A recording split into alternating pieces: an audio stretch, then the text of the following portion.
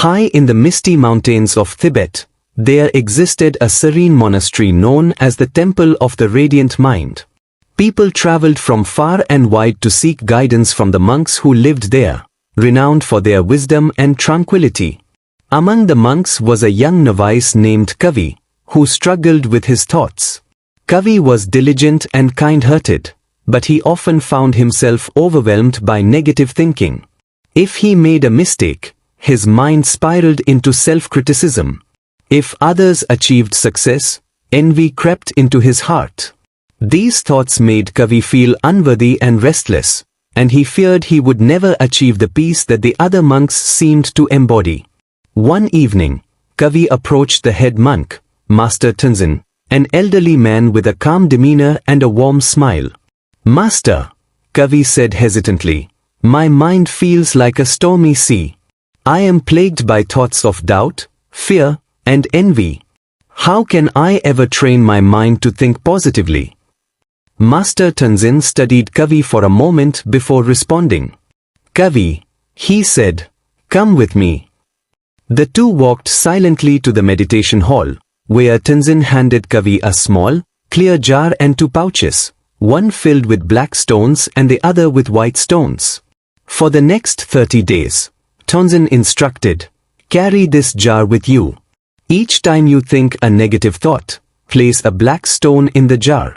Each time you think a positive thought, place a white stone. At the end of each day, reflect on what you see in the jar." Curious but skeptical, Kavi accepted the task.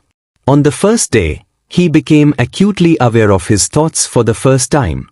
When he saw another monk reciting sutras effortlessly, he thought, "I'll never be as skilled as him," and placed a black stone in the jar. When he spilled tea during the evening meal, he berated himself internally and added another black stone. By nightfall, the jar was nearly full of black stones. Kavi felt disheartened. The next morning, Kavi shared his struggles with Master Tenzin. "My jar is filled with black stones," he confessed. "Am I doomed to negativity?" Tenzin smiled. "This is the first step, Kavi. Awareness. Most people let their thoughts roam unchecked, like wild horses. Now that you are aware, you can begin to guide them. When a negative thought arises, try to replace it with a positive one." Determined, Kavi approached the second day with renewed effort. When he felt envious of another monk's skill, he thought, "He inspires me to practice harder," and placed a white stone in the jar. When he made a mistake during his chores, he reminded himself, "Mistakes are opportunities to learn," and added another white stone. By the end of the week, the balance in his jar began to shift. One evening, Master Tenzin gathered all the monks and shared a story. Once, a farmer discovered a wild horse grazing near his fields. His neighbors congratulated him on his luck, saying, "What a blessing." The farmer simply replied, "We'll see." A few days later, the horse escaped, and the neighbors lamented, "What bad luck." Again, the farmer said, "We'll see." Soon after, the horse returned with a herd of wild horses. The neighbors exclaimed, "What fortune!" But the farmer remained calm, saying, "We'll see." One day, while taming the horses, the farmer's son fell and broke his leg. The neighbors offered their sympathies, saying, "How unfortunate." The farmer replied, "We'll see." Weeks later, soldiers came to the village, recruiting young men for war. Because of his injury, the farmer's son was spared. The monks listened intently as Tenzin concluded, "Life is neither wholly good nor wholly bad. It is our perspective that shapes our experience." Kavi took these words to heart.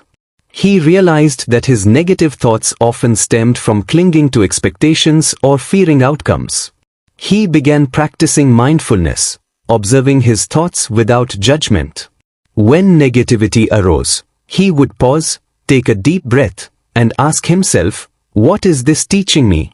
As the weeks passed, Kavi noticed a remarkable transformation. His jar, once dominated by black stones, now held mostly white. He found joy in small moments, a bird's song at dawn, the warmth of the sun on his face, the camaraderie of his fellow monks. He began to understand that positivity wasn't about ignoring challenges, but about choosing to see the light within them. On the 30th day, Kavi brought his jar to Master Tenzin. It was nearly full of white stones, with only a few black ones scattered throughout. "Master," Kavi said, "I feel lighter, as though a great burden has been lifted from my mind. But I still have some black stones. Will they ever disappear completely?" Tenzin shook his head gently. "The goal is not to eliminate all black stones, Kavi. They are a part of life, just as night follows day. The goal is to recognize them, learn from them, and let them pass without clinging to them. Positivity is a practice, not a destination." Years later, Kavi became a teacher at the monastery, sharing the practice of the stones with new novices. He added his own wisdom to the teaching, saying, "Your mind is like a garden. The thoughts you nurture are the seeds that grow. Water the seeds of kindness, gratitude, and hope, and they will blossom into a radiant life." The practice spread beyond the monastery, reaching villagers and travelers, who carried their own jars and discovered the power of mindful thinking. The tale of the stones became a timeless lesson, reminding all who heard it that positivity is a choice, a daily act of courage and love. If you like this, please subscribe, like, and share with others. Your support means a lot to us.